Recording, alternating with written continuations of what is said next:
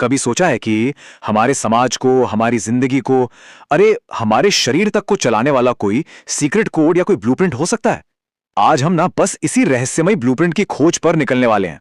एक ऐसी सफर पर जो पुराने ज्ञान से शुरू होकर आज के मॉडर्न साइंस तक जाती है। ये 3 शब्द, ये सिर्फ एक नारा नहीं है।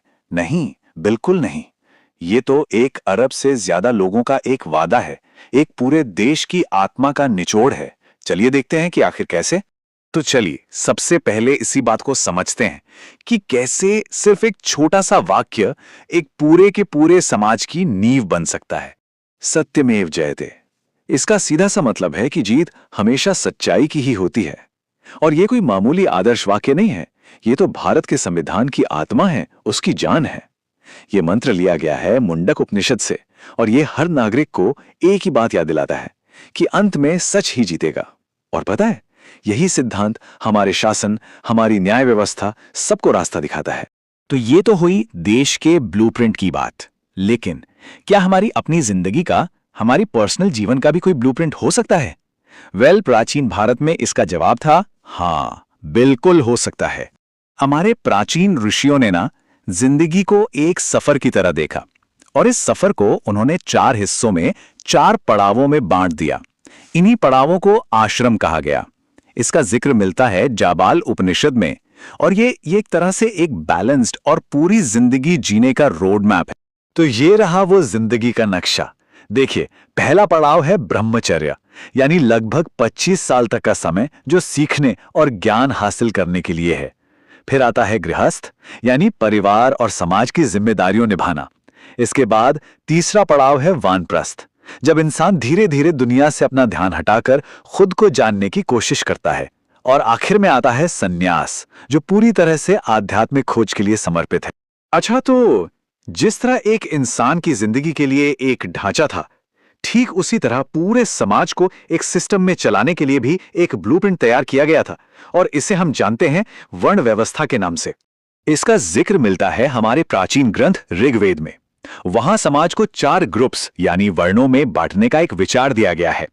अब इसका मकसद यह था कि समाज में हर किसी का एक रोल, एक भूमिका तय हो, ताकि पूरा समाज एक ऑर्गेनाइज तरीके से चल सके। हाँ, यह समझना जरूरी है कि यह एक बहुत ही प्राचीन सामाजिक ढांचा था। तो ये 4 वर्ण कौन से थे? पहले थे ब्राह्मण, जिनका काम था सिखाना, ज्ञान देना। फिर क्षत्रिय यानी योद्धा और शासक। तीसरे वैश्य, जो व्यापारी और किसान थे। और चौथे शूद्र, जो सेवा का काम करते थे। मतलब हर किसी की एक तय जिम्मेदारी थी, जिससे समाज की गाड़ी चलती रहे। तो समाज और एक व्यक्ति के ब्लूप्रिंट को समझने के बाद चलिए अब भारत की जमीन के एक आध्यात्मिक, एक स्पिरिचुअल मैप पर नजर डालते हैं। जरा सोचिए, भारत के 4 कोनों में 4 पवित्र धाम। उत्तर में हिमालय की गोद में बद्रीनाथ, पश्चिम में समंदर के किनारे बसी द्वारिका, पूर्व में पुरी, और एकदम दक्षिण में रामेश्वरम। ये सिर्फ मंदिर नहीं है, ये तो एक ऐसा आध्यात्मिक धागा है जो पूरे देश को एक साथ पिरोकर रखता है। देखिए, हजारों सालों तक हमने जवाब ढूंढे फिलॉसफी में, धर्म में, लेकिन अब हम एक अलग ही दुनिया में कदम रख रहे हैं। ये दुनिया है विज्ञान की, और यहां हम जिंदगी के उस सबसे गहरे, सबसे असली ब्लूप्रिंट को खोज रहे हैं जो हम सबके अंदर ही छिपा हुआ है। तो हमारी ये साइंटिफिक खोज ये शुरू होती है जिंदगी की नदी से, यानी हमारे खून से। ये सिर्फ कोई लाल रंग का लिक्विड नहीं है, ये तो हमारे शरीर का सबसे पहला और सबसे जरूरी कोड है। और इस कोड की सबसे कमाल की बात क्या है पता है? इसका परफेक्ट बैलेंस। हमारे खून का जो पीएच लेवल होता है ना, वो ठीक 7.4 होता है। और इसमें अगर जरा सा भी बदलाव आ जाए तो ये जिंदगी और मौत का सवाल बन जाता है। सच में ये कुदरत का एक हैरान कर देने वाला ब्लूप्रिंट है। और इस ब्लूप्रिंट को समझने में 2 महान वैज्ञानिकों ने हमारी बहुत मदद की।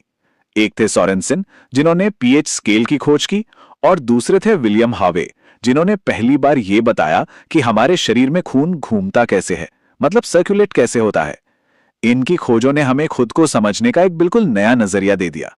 लेकिन कहानी यहीं खत्म नहीं हुई, असली राज तो इससे भी ज्यादा गहरा था। ग्रेगर मेंडल ने मटर के दानों पर एक्सपेरिमेंट करके हमें हेरिडिटी यानी आनुवांशिकता का पहला पार्ट सिखाया। और फिर आए टीएच मॉर्गन, जो हमें मॉडर्न जेनेटिक्स की दुनिया में ले गए और जिंदगी के सबसे बड़े सीक्रेट कोड, हमारे डीएनए से हमारी मुलाकात करवाई। तो देखिए, प्राचीन ग्रंथों से लेकर हमारे जीन्स तक इंसान हमेशा से एक ऐसे ब्लूप्रिंट की तलाश में रहा है जो उसे रास्ता दिखा सके। और ये खोज आज भी रुकी नहीं है, ये जारी है। तो सवाल ये उठता है कि अगला वो महान ब्लूप्रिंट क्या होगा जिसे हम खोज निकालेंगे? क्या वो आर्टिफिशियल इंटेलिजेंस में छिपा है, या फिर इस ब्रह्मांड के किसी अनजाने कोने में? यह सोचना वाकई दिलचस्प है।